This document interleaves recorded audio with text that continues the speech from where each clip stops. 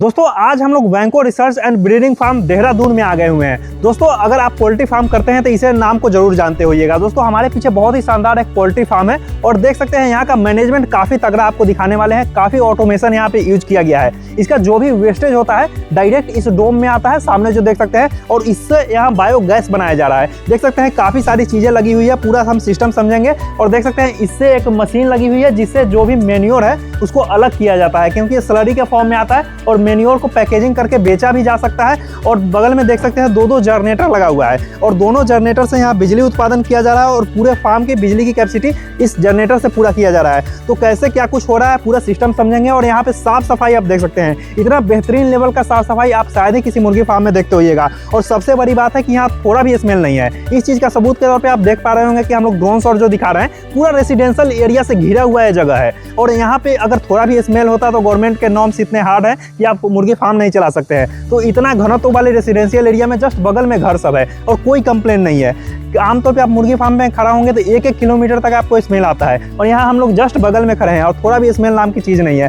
तो ये कैसे इस तरीके का मैनेजमेंट हो रहा है, क्योंकि आने वाले समय में आप कभी भी आप अगर करोड़ 1.5 करोड़ इन्वेस्टमेंट कर रहे हैं बड़े बड़े पोल्ट्री फार्म में, सिंपल भी पोल्ट्री फार्म बनाते हैं तो 40-50 लाख लग ही जाते हैं। लेकिन अगर आप वेस्ट का निपटारा यानी कि मुर्गियों का बीट का निपटारा अच्छे तरीके से नहीं करते हैं तो आने वाले समय में स्मेल के कारण, रेसिडेंशियल एरिया के कारण धीरे धीरे आपका फार्म बंद भी हो सकता है, या फिर लोग कंप्लेन करेंगे तो आपका फार्म धीरे धीरे ताला लग जाएगा। तो दोस्तों वेस्टेज का निपटारा करने के लिए जो अत्याधुनिक टेक्नोलॉजी जिस कंपनी ने लगाई है और जो बायोगैस प्लांट जिस कंपनी ने लगाई है, उस कंपनी के हेड ऑफ डिपार्टमेंट से मिलते हैं मिस्टर अनिल सर से। नमस्कार सर, कैसे हैं सर? मैं ठीक हूँ, आप कैसे हैं? तो सर अपना और अपनी कंपनी का एक छोटा सा परिचय दें।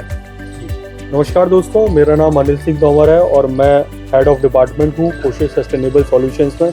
हमारी ऑर्गेनाइजेशन नोएडा में बेस्ड है और हम बेसिकली सस्टेनेबल टेक्नोलॉजीज़ पे काम कर रहे हैं, जैसे कि पोल्ट्री फार्म्स पर हम लोग बायोगैस प्लांट लगा रहे हैं जिसमें वेस्ट टू एनर्जी पे काम कर रहे हैं। इसके साथ साथ हम STP ETP प्लांट्स भी लगा रहे हैं और ESG कार्बन क्रेडिट्स पे भी काम कर रहे हैं। उसके साथ साथ हम सोलर प्लांट्स को भी इंस्टॉल कर रहे हैं। तो आज ये हमारा एक installation Vanco research and breeding farm Dehradun में है। यहाँ एक GP का पोल्ट्री फार्म है, ये ग्रांड प्रेजेंट का, और यहाँ करीब 30 से 35 हज़ार बर्ड्स हैं जो डेली बेसिस पे अप्रॉक्सीमेट 3 से 3.5 टन के आसपास लीटर इस फार्म से निकल रहा है। तो चूँकि आप देख रहे हैं कि ये फार्म एक रेजिडेंशियल एरिया के नज़दीक है तो लीटर को लेके अपने कुछ चैलेंजेस हैं, फ्लाइज है, मॉस्किटो है, स्मेल, ऑर्डर भी आता है लीटर से। तो उन सारी चीज़ों को देखते हुए यहाँ के मैनेजमेंट ने हमारी टीम को कनेक्ट किया। फिर हमारी टेक्निकल टीम यहाँ पे विजिट की और प्रॉपर एक स्टडी करने के बाद हम लोगों ने इनको एक 300 क्यूबिक मीटर का प्लांट सजेस्ट किया और उस 300 क्यूबिक मीटर के प्लांट से अप्रॉक्सीमेट आज 400 से 450 यूनिट बिजली ये प्रोड्यूस कर रहे हैं फार्म पे। और वो फार्म पे ही ऑपरेशन में ही उस इलेक्ट्रिसिटी को यूज़ कर रहे हैं और उसके साथ साथ एक अच्छी क्वालिटी का फर्टिलाइज़र भी इनको मिल रहा है, बिल्कुल ड्राई फॉर्म में, जिसमें किसी तरीके का कोई स्मेल वगैरह नहीं है। और फर्दर उसको जो है ब्रिकेटिंग या मैन्योर की फॉर्म में आगे ये सेल कर पा रहे हैं, आगे पैकेजिंग करके सेल भी कर पा रहे हैं। सबसे बड़ी बात आपने बोला कि स्मेल हम लोग यहाँ पे खड़े हैं, यहाँ पे सीवेज ट्रीटमेंट है पूरा और 1% स्मेल नहीं आ रहा है। बिल्कुल, ये लोगों का पर्सपेक्टिव होता है कि क्योंकि मुर्गी फार्म है वो भी है कि स्मेल कैसे नहीं आ सकता है। एक्चुअली क्या है कि ये पूरी प्रोसेस जो है टेक्निकली अगर हम देखें तो ये एक एनारोबिक डाइजेशन है, एक क्लोज चैम्बर है जिसके अंदर पूरा लिटर प्रोसेस हो रहा है। बिल्कुल। जो भी माइक्रो ऑर्गेनिजम्स इसको ब्रेक डाउन कर रहे हैं, जो भी लिटर को डिकम्पोज हो रहा है इसमें, उससे जो भी गैस निकल रही है तो वो हम एक क्लोज गैस होल्डर के अंदर स्टोर कर ले रहे हैं उसको। कोई भी बाहर स्मेल किसी तरीके का आपको फील नहीं होगी, क्योंकि ये पूरा बायोलॉजिकल प्रोसेस एक क्लोज चैम्बर के अंदर हो रहा है, इसलिए कोई स्मेल नहीं आ रही होती है इसमें। इन जनरल लोगों का पर्सपेक्टिव होता है कि पोल्ट्री लिटर जहाँ भी स्टोर हो रहा है, पोल्ट्री लिटर जहाँ भी चीज़ें प्रोसेस हो रहा है तो उसमें आपका स्मेल आएगा। बिल्कुल। लेकिन ये पूरे प्रोसेस जो है वो डाइजेस्टर के एक क्लोज चैम्बर डाइजेस्टर है जिसके अंदर पूरा माइक्रोब्स ऑर्गेनिक मैटर को ब्रेक डाउन कर रहे हैं और बायोगैस प्रोड्यूस कर रहे हैं। ये एनारोबिक डाइजेशन होता है जिसमें ऑक्सीजन की एब्सेंस है और गैस भी एक क्लोज चैम्बर के अंदर स्टोर हो रहा है। बिल्कुल। तो इसलिए पूरा क्लोज चैम्बर में होने की वजह से ये जो है किसी तरीके की कोई स्मेल नहीं आ रही होती है। और जो डाइजेस्टेड फर्टिलाइज़र निकल रहा है उसमें भी आपका कोई फ्लाइज, मॉस्किटो अट्रैक्ट नहीं करेगा, वो उसमें भी कोई स्मेल नहीं आ रही होगी। अगर उसमें स्मेल आ रही है, ये फार्मर्स को जस्ट बताना चाहूँगा, अगर जिन्होंने भी बायोगैस प्लांट लगाया हुआ है अगर उन जो डाइजेस्टेड फर्टिलाइजर निकल रहा है उसमें स्मेल आ रही है, दैट मीन्स उसका डाइजेशन प्रॉपर नहीं हो रहा है। अच्छा, अच्छे से डाइजेस्ट नहीं हो रहा है, सही से नहीं हुआ है, या फिर ऑपरेशनल पार्ट सही से ऑपरेशन में नहीं है, इसीलिए जो डाइजेस्टेड बाहर निकल रहा है उसमें स्मेल है। अच्छा अच्छा, कोई स्मेल नहीं आएगी इस प्रोसेस के एंड के बाद। बिल्कुल बिल्कुल, मतलब इसका एक मतलब स्पेसिफिकेशन ये भी है कि स्मेल इसको साफ खत्म कर देगा, जीरो कर देगा। बिल्कुल स्मेल खत्म हो जाएगा, फ्लाइज मॉस्किटो खत्म हो जाएगा, जिसकी वजह से फार्म का जो सबसे इम्पोर्टेंट पार्ट है बायोसिक्योरिटी, तो ये ओवरऑल फार्म की हाइजीन और बायोसिक्योरिटी को इंप्रूव करने में भी जिस हिसाब से मतलब डेंसिटी बढ़ रही है आने वाले समय में, मतलब इसके तरफ लोगों को जाना ही पड़ेगा, फ्यूचर टेक्नोलॉजी है, 100% जाना हर एक पड़ेगा। फार्म को इस तरफ में जाना पड़ेगा, क्योंकि बायोगैस सेकेंडरी क्योंकि इसका जितने फायदे हैं ना, बायोगैस सेकेंडरी मैटर हो जाता है। आपको स्मेल नहीं है, पूरा कहीं भी आप इस फार्म को मतलब रख सकते हैं। बहुत सारे लोग को अगर पोल्ट्री फार्म खोलना है तो सोचते हैं कि कहीं आउटसाइड में खोले, और हर जगह संभव नहीं है। एज पर गवर्नमेंट के नॉर्म्स हैं, उसको भी हम फुलफिल कर रहे होंगे, पॉल्यूशन कंट्रोल बोर्ड के नॉर्म्स हैं, बिल्कुल, उसको भी हम फुलफिल कर रहे होंगे।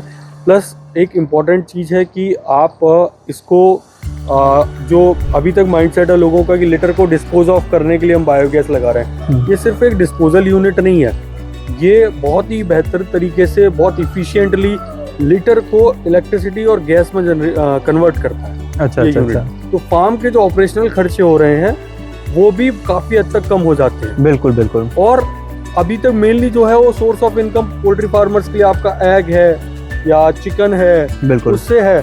मेन्योर पे उस तरीके से ध्यान नहीं, क्योंकि मेन्योर में काफी डिफेंसिव हो जाते हैं फार्मर्स कि कैसे भी डिस्पोज ऑफ हो जाए, उस पर जो भी थोड़ा बहुत खर्च करना है तो हो जाए। मेन बात है कि मैन्योर पैकेजिंग और सिर्फ स्मेल रहता है, इस कारण से उसको अच्छे से प्रोसेस नहीं कर पाते हैं। और आजकल के समय में आपको भी पता है कि हर जगह नर्सरी होती है या फिर लोग घरों में पौधे लगाते हैं, तो हर जगह उनको मैन्योर की जरूरत है। आप पैकेज करके आसानी से शहरों में सेल कर सकते हैं, और स्मेल ना रहे तो उसको सेल करना और ईजी है। बिल्कुल, और इसलिए हम फार्मर्स, क्योंकि पोल्ट्री फार्मर्स इन जनरल उनका मेन फोकस पोल्ट्री है, क्योंकि मेन स्ट्रीमलाइन बिजनेस उनका पोल्ट्री है, तो मैन्योर के केस में हम उनको फैसिलिटेट भी कर रहे हो मार्केट के। अच्छा, क्या आपने, हाँ आपने बताया था कि मैन्योर जैसे हमें बाई बैग का भी ला रहे हैं। मैन्योर के लिए हम एक ठीक ठाक रेट पे हम फार्मर से बाईबैक भी कर रहे होते हैं, या जैसे इस फार्म पे इनका अभी प्लान है कि हम लोग इसको जो है वो ब्रिकेटिंग में जाएंगे, क्योंकि इनका रेंडरिंग यूनिट में बॉयलर चल रहा है। बिल्कुल, और विंटर्स में, क्योंकि ये देहरादून रीजन में थोड़ा टेम्परेचर डाउनफॉल रहता है, थोड़ा हम लोग प्रोसेस समझते चलते हैं। विंटर्स में टेम्परेचर थोड़ा डाउन जा रहा होता है, तो उसको मेंटेन करने के लिए कई बार जो है वो वुड का यूज कर रहे हैं। बिल्कुल बिल्कुल, वुड की जगह इसको हम लोग जो ब्रिकेट्स इससे बना रहे होंगे। अच्छा अच्छा, मतलब जलावन के रूप में, मतलब बायो कोल भी बना सकते हैं, कोल बना रहे होंगे। ऑल्दो इसकी जो कैलोरीफिक वैल्यू है वो वुड के कंपैरिजन में काफी कम होगी। इसका जो भी सीवेज ट्रीटमेंट है, मतलब डायरेक्ट उस टैंक में आता है, जो व्हाइट वाला पार्ट है उसमें। जी, जो भी जो फार्म के शेड्स हैं उनके अंदर जो भी स्क्रैपर सिस्टम लगा रहे होते हैं, उस स्क्रैपर सिस्टम आपका लिटर को बाहर जो वाइट टैंक्स बने हुए हैं उसमें लेके आता है। फिर वहाँ से हमने एक अंडरग्राउंड पाइपलाइन नेटवर्क लगाया हुआ है। अच्छा, ग्रेविटी की हेल्प से वो पूरा लिटर इस टैंक के अंदर आ रहा होता है। हाँ, चूंकि ये शेड बहुत नज़दीक है इसके पास में, तो हमने ग्रेविटी की हेल्प लिया। अदरवाइज कई सारे फार्म्स जो हमारे इंस्टॉलेशन है उसमें शेड थोड़ा दूर हो रहा होता है, तो उसमें एक ऑटोमेटिक पाइपलाइन नेटवर्क पंप की हेल्प ले रहे होते हैं। वहाँ पे हम पंपिंग करने के लिए यहाँ डायरेक्ट ग्रेविटी की हेल्प से आ रहा है। और ये मोटर लगाया हुआ प्लांट का फर्स्ट पार्ट है, इनलेट मिक्सिंग टैंक। इसमें आके पूरा लिटर आ रहा होता है, और एक सर्टेन मॉइस्चर रिक्वायरमेंट होती है हमको, उसके अकॉर्डिंग इसको डाइल्यूट कर रहे होते हैं। देन इसमें मिक्सर्स वगैरह हैं, वो मिक्सिंग होने के बाद एक होमोजेनाइज स्लरी बनाने के बाद हम लोग एक पंप की हेल्प से इस स्टोन सेपरेटर में लेके आ रहे होते हैं। ये MS का FRP कोटेड टैंक है, जो ग्रिट रिमूव करने के लिए लगाया है हमने। बेसिकली क्या होता है कि बर्ड को जो भी फीड कर रहे हैं वो पैलेट फॉर्म में करते हैं, तो उसकी लिटर के साथ सिलिका आ रहा होता है। बिल्कुल, वो सिलिका अगर हम प्लांट में अलाउ करेंगे तो over a period of time वो प्लांट चॉक हो जाएगा। ठीक है, तो हमको वो स्लरी से सिलिका को रिमूव करना पड़ता है। तो इस टैंक की हेल्प से हम सिलिका को रिमूव कर रहे होते हैं इसके बॉटम पार्ट से, और एक लेवल की बाद से हम लोग स्लरी को अलाउ कर रहे होते हैं इस फीडिंग टैंक में। और ये फीडिंग टैंक जो है वो डाइजेस्टर के साथ डायरेक्टली कनेक्टेड है, तो लिटर इस टैंक से सीधा डाइजेस्टर के अंदर जा रहा होगा। और जहाँ पे मेन बायोलॉजिकल प्रोसेस हो रहा है। अच्छा अच्छा, मेन प्रोसेस यहाँ पे हो रहा है जी। तो ये एक 300 क्यूबिक मीटर का डाइजेस्टर है जो RCC में स्ट्रक्चर बना हुआ है, फ्लोट कर रहा है, मतलब पानी में तैर रहा है। हाँ, ये KVIC floating dome type plant बना हुआ है, और ये RCC का स्ट्रक्चर है। ये टोटली अंडरग्राउंड लिया हुआ है ताकि इस पर वेदर इफेक्ट जो भी है विंटर्स में, सर्दियों में जो भी टेम्परेचर का इफेक्ट है वो कम से कम हो।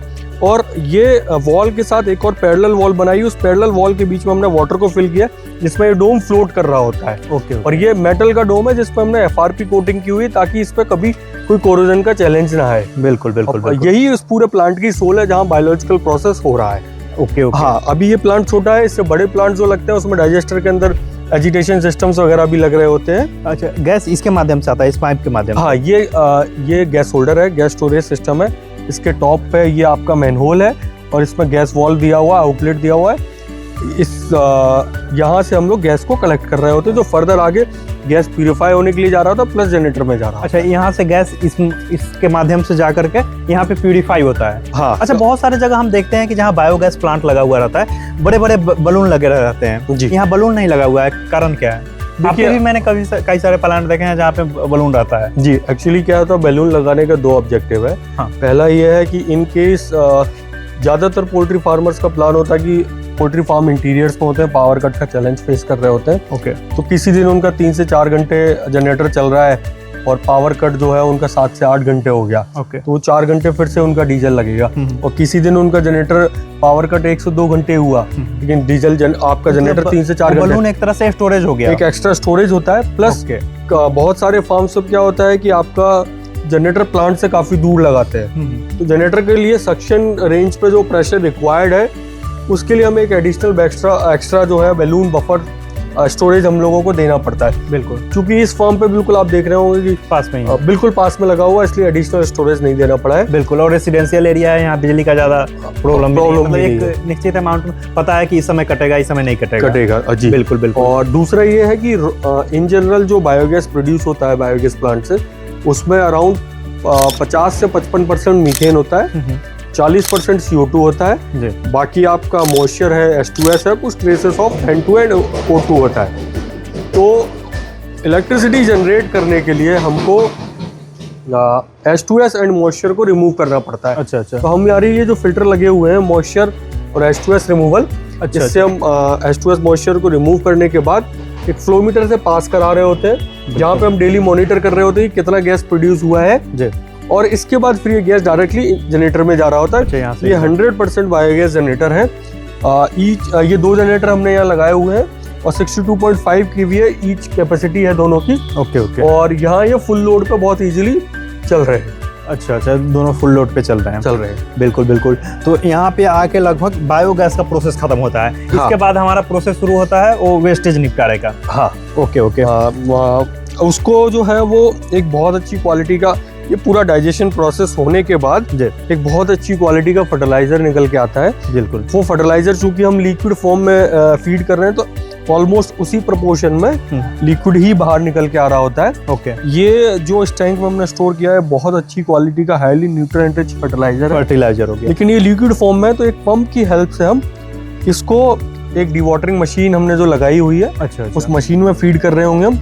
वो मशीन फर्दर सॉलिड और लिक्विड पार्ट सेपरेट कर रहा होगा। उसमें से टोटल इसमें आएगा स्लरी, जो लिक्विड और सॉलिड मिक्स होकर के वो मशीन में जाएगा और मशीन सॉलिड को अलग कर देगा, यानी कि जो मैन्योर है आपका ड्राई फॉर्म में, जिसमें अप्रोक्सीमेट 20 से 25% की रेंज में मॉइस्चर रह जाएगा। बिल्कुल। जो जैसा वर्मी कंपोस्ट आपने देखा होगा, बिल्कुल कुछ वैसा ही हो जाएगा। क्योंकि ये पोल्ट्री लिटर से फर्टिलाइजर बन रहा है, तो इसमें न्यूट्रिएंट्स क्वालिटी उससे भी बेटर होती है, बिल्कुल, वर्मी कंपोस्ट से। और जो इसका लिक्विड बचता है, वो भी एक बहुत अच्छी क्वालिटी का फर्टिलाइजर है, जो हम दूसरे टैंक में स्टोर कर लेते हैं।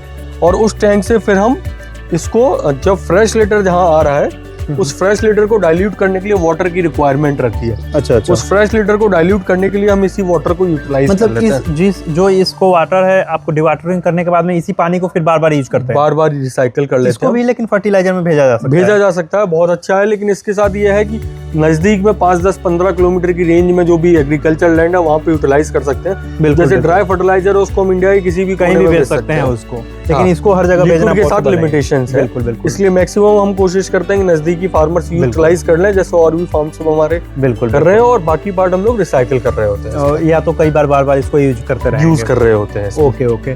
तो जैसे इसको कितनी बार यूज किया जा सकता है पानी को? इसको हम कंटिन्यूअस यूज कर सकते हैं। हम लोग 70% के आसपास वाटर जो लेट सपोज कि आप मान के चलिए अगर पर डे 1 टन पानी की रिक्वायरमेंट है, बिल्कुल। तो करीब करीब 700-750 लीटर हम इसको रिसाइकल करते हैं और 250 लीटर के आसपास ये फ्रेश जो वाटर plant ऐड करते हैं। आपने डाल रखा है, ये कितना कैपेसिटी मुर्गियों के लिए उपयुक्त है? ये जैसा मैं आपको शुरुआत में बताया था कि ये फार्म अप्रोक्सीमेट 30 से 35 हज़ार बर्ड्स की कैपेसिटी है, जिससे 3 से 3.5 टन के आसपास लिटर आ रहा है। बिल्कुल। उससे 300 क्यूबिक मीटर का ये प्लांट लगा तो हुआ है। आपकी जो कंपनी है मिनिमम कितनी कैपेसिटी की बायोगैस प्लांट लगाती है और मैक्सिमम कितनी की?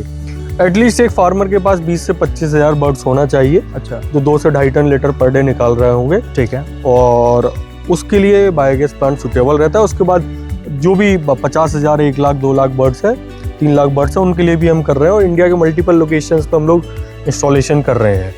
ओके। हाँ, और इसके अलावा इससे रिलेटेड जो भी अप्रूवल है, डॉक्यूमेंटेशन है, इसमें सब्सिडी वगैरह भी है क्या? हाँ, ministry of new and renewable energy, MNRE, government of India की तरफ से बहुत अच्छी सब्सिडी है इसमें। उस सब्सिडी को अवेल कितना परसेंट के आसपास है? इसमें एक्चुअली क्या है कि प्रोजेक्ट कॉस्ट का परसेंटेज नहीं है, आउटपुट के अकॉर्डिंग है। हाँ, कितना इलेक्ट्रिसिटी आप पर डे जनरेट कर रहे हैं उसके अकॉर्डिंग पर किलोवाट उनकी कुछ कैलकुलेशंस है।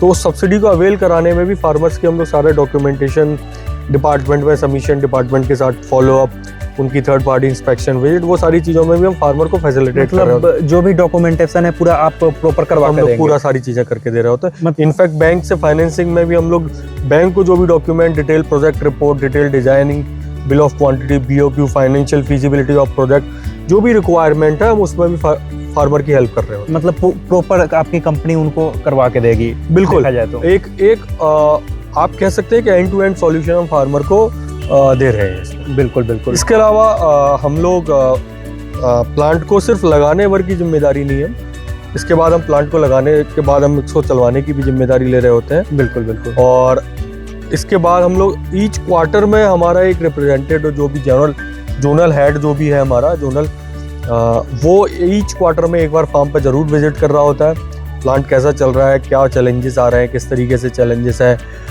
वो सारी चीज़ें देख रहे होते हैं। और ईच क्वार्टर में, जिसका कोई चार्ज नहीं ले रहे होते हैं, वो एक हमारी तरफ से विजिट रहती है। तो प्लांट सिर्फ लगाने भर की जिम्मेदारी नहीं हमारी, प्लांट चलवाना भी है और हम पूरी जिम्मेदारी लेते हैं उसको।